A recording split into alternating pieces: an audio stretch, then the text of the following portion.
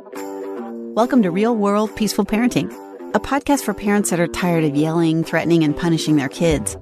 Join mom and master certified parent coach Lisa Smith as she gives you actionable, step-by-step strategies that'll help you transform your household from chaos to cooperation. Let's dive in. Welcome to today's episode.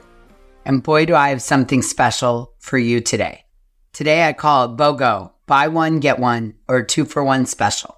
2 lessons, not 1, but 2, rolled into one episode. Who doesn't love a 2-for-1 deal, right? Oh, my goodness, I'm the queen of 2-for-1s. I often have parents come to me for coaching with one situation or problem in mind, and we end up uncovering deeper roots that reveal a much broader challenge or need or understanding than what they anticipated. Can you imagine this? And then they ultimately leave our conversation with new thoughts and tools, not only to address the original concern, but to address the more valuable lesson that we're able to uncover through the coaching. This is the 2-for-1. See? And this is also really honestly the value of coaching.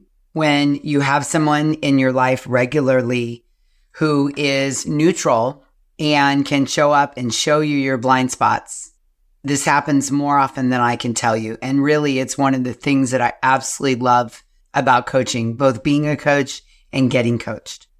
So I want to give you an example today of what this might look like. Sound good? Okay. So this is an example from a recent call I had with a mom who's in the hive who was struggling with her kids, needing attention and help with homework after school, while she still had a couple hours of her own work that needed to be done that required her attention. And she got on the hive call and asked for coaching on the challenge at hand. Lisa, I need some help figuring all this out. The conflicting needs of my kids and my job at the same time. And I often find myself, she said, incredibly dysregulated.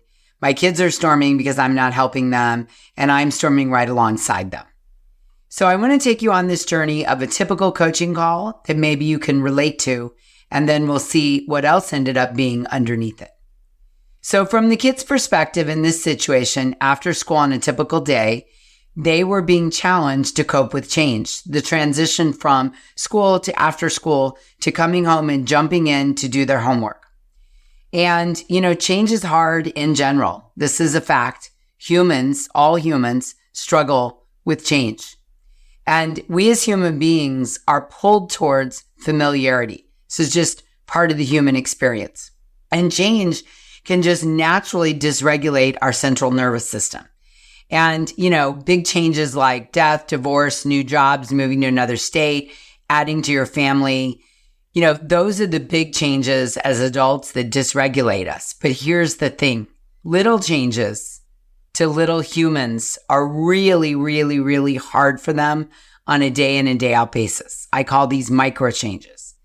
And they happen for our little kids day to day, hour to hour. There's change in routine from school to after school, from the morning at being at home to getting in the car and going to school. There's change of environment. There's change of focus. There's change of day. And for some little kids, little meaning anybody 18 and under, these micro changes can be tough on kids, particularly strong-willed and sensitive kids. Maybe some of you are having a light bulb moment right now as I'm talking about this, like, whoa, wait a minute, Lisa. But it's true. Sometimes, and what happens is we as adults, we're like, these micro changes are nothing.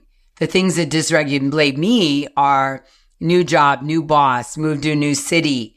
But our kids, some, not all, but some struggle hour to hour, day to day in these micro changes. It's 100% true. And to compound this situation and make it worse, we as parents have very high expectations of working our kids towards independence, right? Especially in things we don't like to do, like homework. And sometimes we over-index. We push them towards something they're just not ready or developmentally capable of. And then as the parent, because we're ready, like I'm ready for you to independently do your homework, and they're not there yet, frustration sets in. Because what is frustration? Frustration is the gap between expectation and reality, right? We talk about that all the time here. So it is totally understandable when you are in a situation like having an extra hour of work that you have to do to keep your job and feed your family, you have to show up during this hour, right? I get my kids home at 4:00. I need to be on the computer from 4 to 5. I've got a neat little plan in my mind on how this is going to go down. I'm going to pick the kids up. I'm going to bring them home. I'm going to get them all set up at the kitchen counter with their computer and their homework, and they're going to be independent and good to go while I get my last hour of work done. This is your expectation. Everybody's going to be happy. Everybody's going to get their work done. Me, my work, you, your homework. And then we'll all be like Little House on the Prairie sitting around at the table with our bonnets on, cooperating and getting along with no pushback whatsoever. You with me? Right. The problem here is, in this scenario, is that your kids are experiencing a lot of micro changes, and they're demonstrating to you that they are not capable of what you are asking of them. It's not that they don't want to. It's not that they're being stubborn or giving you a hard time or they hate homework. It's that you have an expectation and they are not capable of meeting it. You want them to be, and I get it. I get it. You want your kids to be independent. You want them to sit at the kitchen counter and do their homework so that you can get your work done and then we can enjoy the rest of the evening. And maybe 50% of the time they are able to meet your expectations. But the other 50% of the time, they're not going to be able to meet the expectation. And that gap between expectation and reality is going to cause frustration. And if you're not mindful of what's going on, while they're having a big messy storm because they can't meet your expectation, you're having a big messy storm because you're pushing them with good intentions faster than they're developmentally capable of, and they're failing. Can you just see it? Can you just see it happen? And they're failing not because it's character flaw or they're being difficult. They're just not capable 5 days a week, day in and day out, of what you're asking them to do. They just can't get their homework done right at 4:00 on demand at the kitchen table without help from you. So back to this particular mom. This particular mom, along with school, implemented a new reading tool that was designed to help her dyslexic daughter read on her own. And the mom expected this new tool to work right away, first try, and relieve the mom of her homework duties so that she could take care of other things, including work, while her daughter used the tool completely on her own.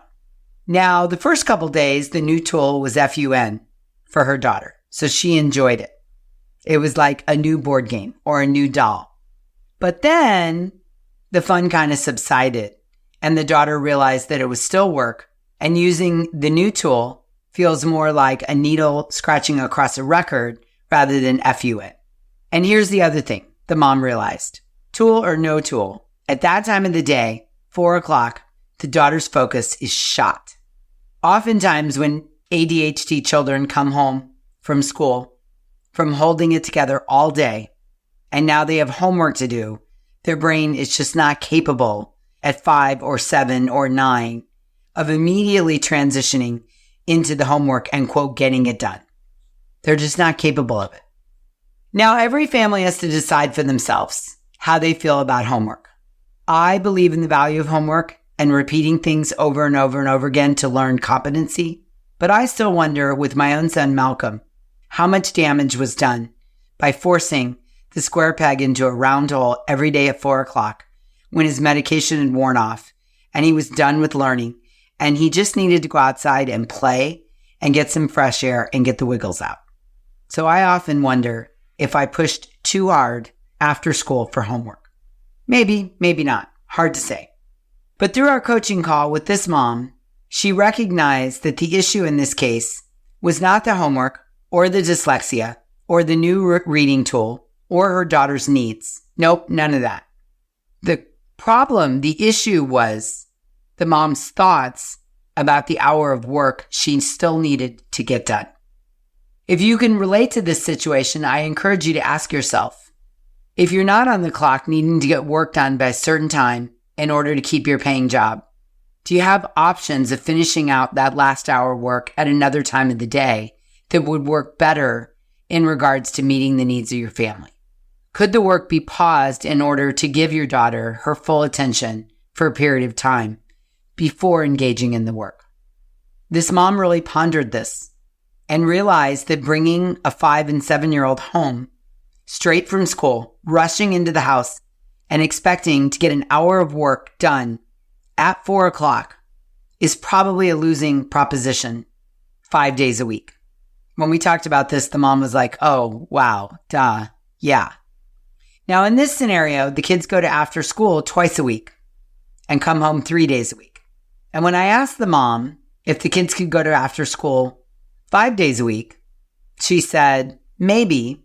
And then she admitted her painful thought, the one that she's getting wrapped around, is that if she's home, her kids should be home.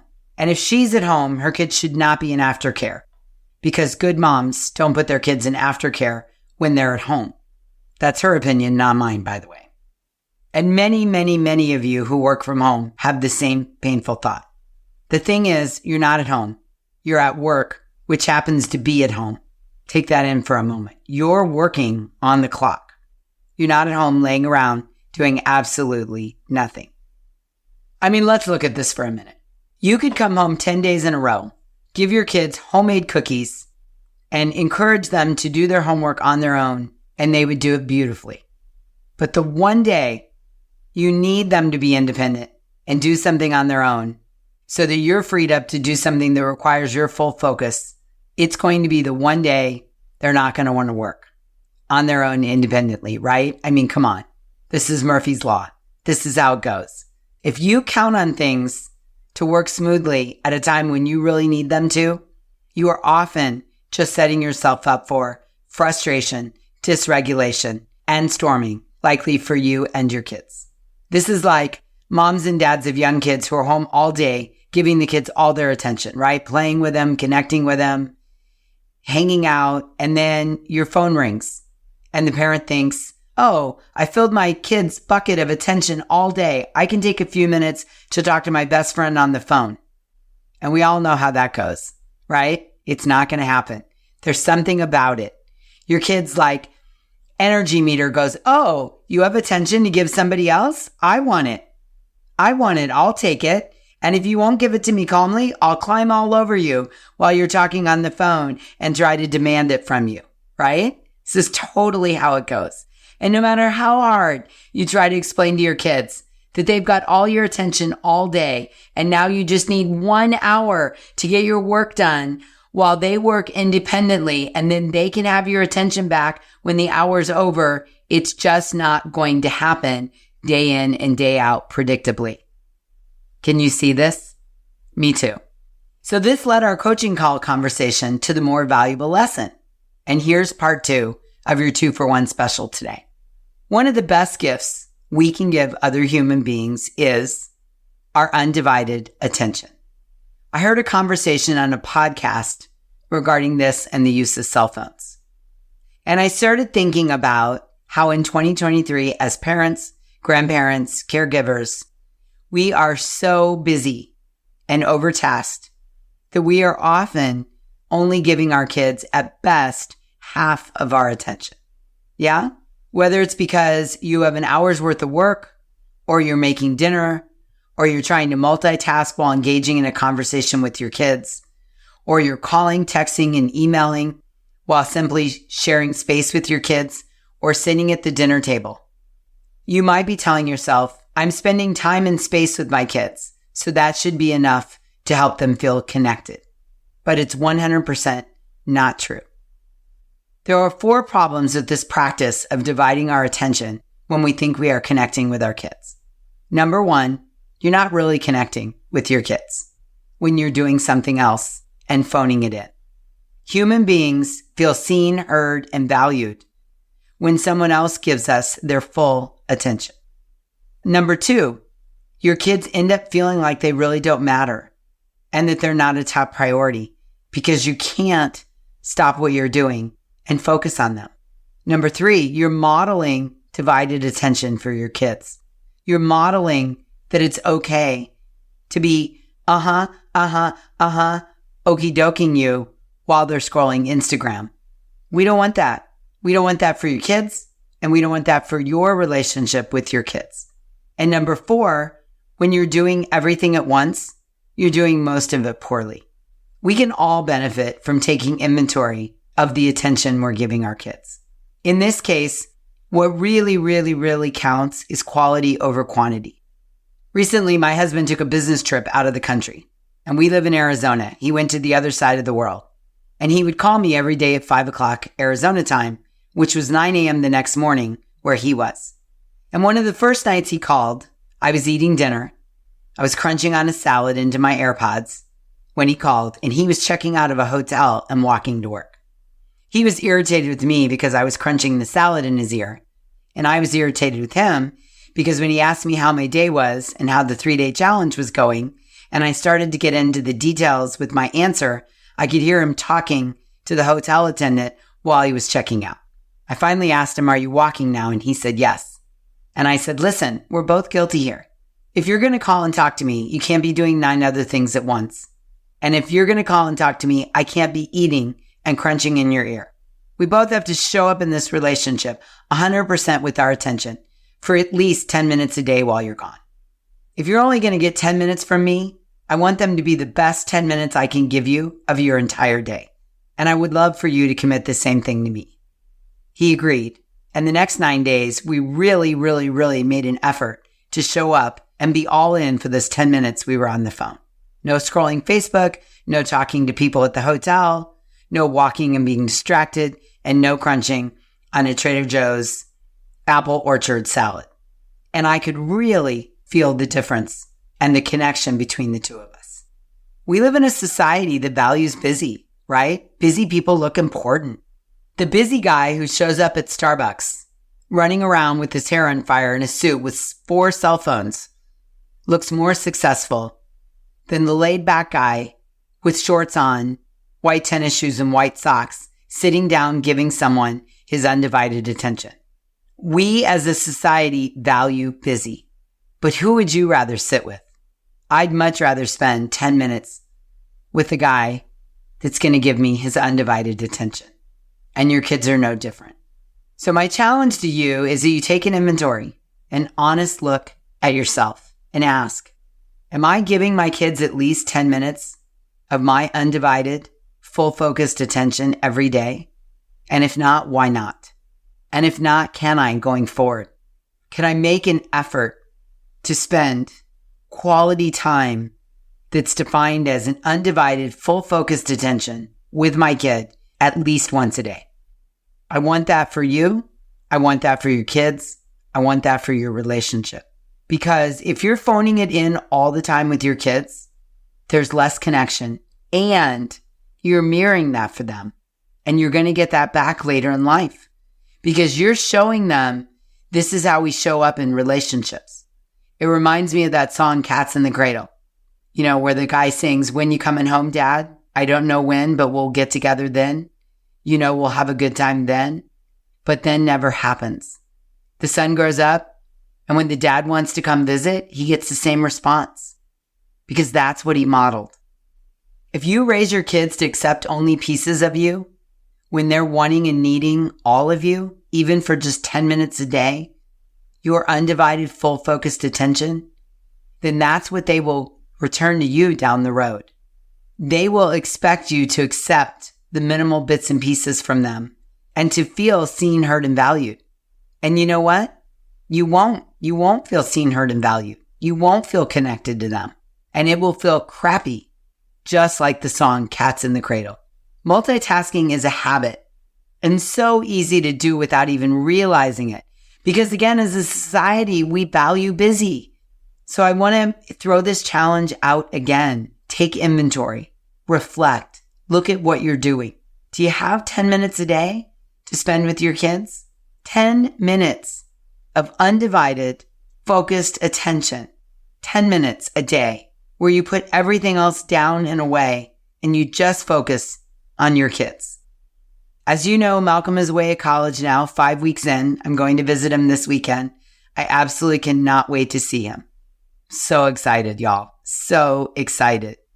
He's away, and when he calls, I can see he makes an effort to be alone, fully focused, not doing 6 other things, and we talk for about 10 to 15 minutes. And we have really, really, really good conversation.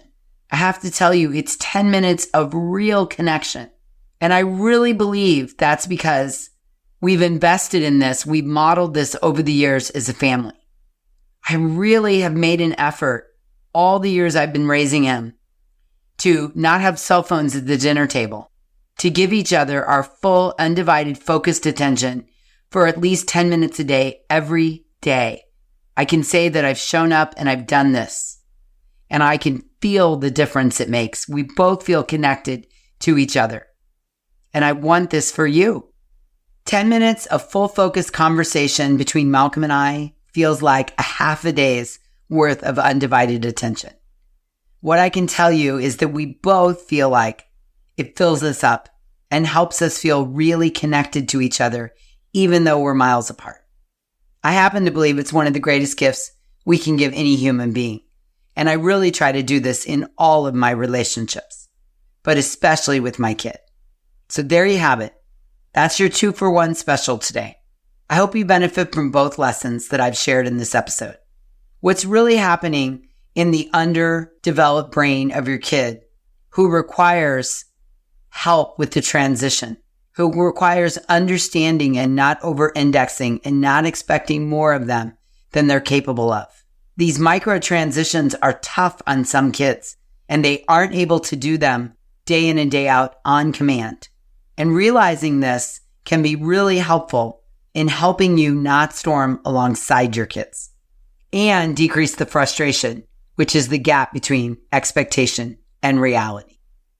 And the second lesson is taking inventory on the undivided, full-focused attention you're giving your kids. Commit to at least 10 minutes a day for each of your kids, giving them your full attention. 10 minutes every day, every kid. We should call it the 10-7, right? So give that a try and let me know how it feels. Jump over to my Instagram page, _peaceful_parent, and leave me a DM. Let me know the difference you feel. Let me know the difference you feel with that 10 minutes of undivided, full-focused attention. It's a game changer, I promise. Give it a shot. What do you have to lose? Okay, until we meet again, I'm wishing you peaceful parenting. Thank you so much for listening today. I want to personally invite you to head over to thepeacefulparent.com/welcome and sign up for my free Peaceful Parenting mini course. You'll find everything you need to get started on the path to peaceful parenting just waiting for you over there at www.thepeacefulparent.com/welcome. Can't wait for you to get started. Thanks for listening to Real World Peaceful Parenting. If you want more info on how you can transform your parenting, visit thepeacefulparent.com. See you soon.